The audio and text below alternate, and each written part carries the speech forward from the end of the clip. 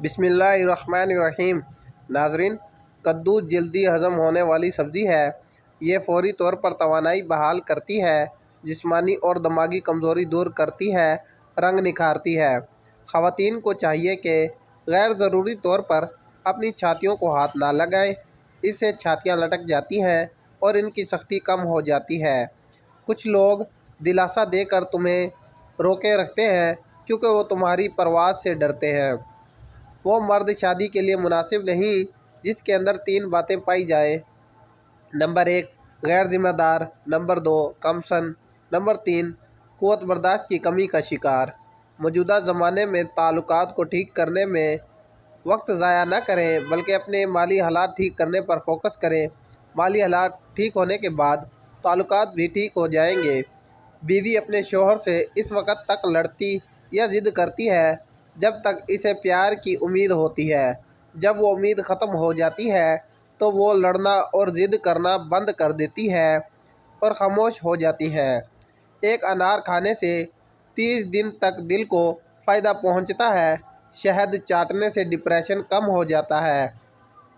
صبح کا ناشتہ کرنے کے بعد الائچی چبایا کرو۔ بوڑھے بندوں کی طرح سانس نہیں پھولے گی۔ زیادہ ہنسنا مرد اور زن دونوں کے لیے نقصان دہ ہے، کیونکہ عورت کا زیادہ ہنسنا اس کے حسن میں کمی لاتا ہے اور مرد کا زیادہ ہنسنا اس کے وقار کو برباد کر دیتا ہے۔ 2 عادتیں لوگوں میں آپ کی قدر اور عزت بڑھا دیتی ہیں۔ بات چیت کرنے کے دوران مختصر مگر جامع جواب کا انتخاب کرنا اور لوگوں کے ساتھ کم سے کم وقت گزارنا۔ فرش یا زمین پر تھوکنے کی عادت کو ختم کر دیں ورنہ ٹی بی کی بیماری ہو سکتی ہے۔ گردن پر درد ہونے لگے تو شبنم کے قطرے گردن پر لگا دو، درد ٹھیک ہو جائے گا۔ زکام کے دوران دودھ پینے سے پرہیز کریں ورنہ زکام میں اضافہ ہو جائے گا۔ سبزی کے ابلتے ہوئے پانی میں سرکے کے چند قطرے ڈالنے سے رنگت اور مٹھاس میں اضافہ ہو جاتا ہے۔ سبزی کاٹ کر کچھ دیر کے لیے رکھ دیں تو ان کی رنگت سیاہ پڑ جاتی ہے۔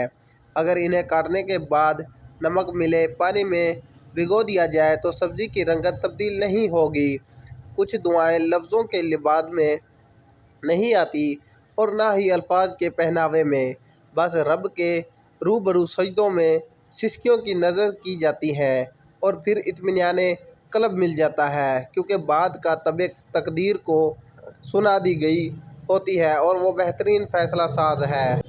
ایک فرضی واقعہ مشہور ہے کہ کسی گھنے جنگل میں ایک بکری بے فکری سے ادھر ادھر گھوم رہی تھی جیسے اسے کسی خطرے کا کوئی ڈر ہی نہ ہو۔ ایک درخت پر بیٹھا ہوا کوا یہ منظر دیکھ کر حیران رہ گیا۔ وہ نیچے اترا اور بکری سے پوچھنے لگا، بہن، تمہیں جنگل کے خونخوار جانوروں سے کوئی خوف نہیں؟ اتنی نڈر اور بے فکر کیسے ہو؟ بکری نے مسکرا کر کہا، کچھ عرصہ پہلے ایک شیرنی اپنے 2 چھوٹے بچوں کو جنگل میں تنہا چھوڑ کر مر گئی تھی۔ میں نے ان پر ترس کھایا اور انہیں اپنا دودھ سے پالا۔ آج وہ دونوں شیر جوان ہو چکے ہیں اور پورے جنگل میں اعلان کر رکھا ہے کہ ہماری بکری ماں کو کوئی میلی آنکھ سے نہ دیکھے۔ اب جنگل کا کوئی درندہ خواہ کتنا ہی طاقتور کیوں نہ ہو، میری طرف آنکھ اٹھا کر بھی نہیں دیکھتا۔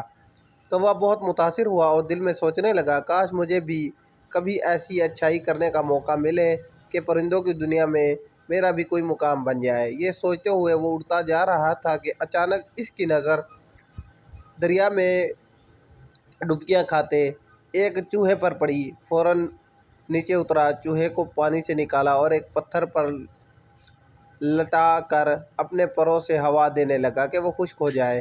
جیسے ہی چوہے کے حواس بحال ہوئے، اس نے بنا سوچے سمجھے کوے کے پر کترنا شروع کر دیے۔ کوا اچھائی کرنے کے دہن میں مست اور چوہا اپنی فطری مزاج میں مصروف۔ تھوڑی ہی دیر میں چوہا بالکل خشک ہو گیا اور بھاگتا ہوا اپنے بل میں جا گھسا۔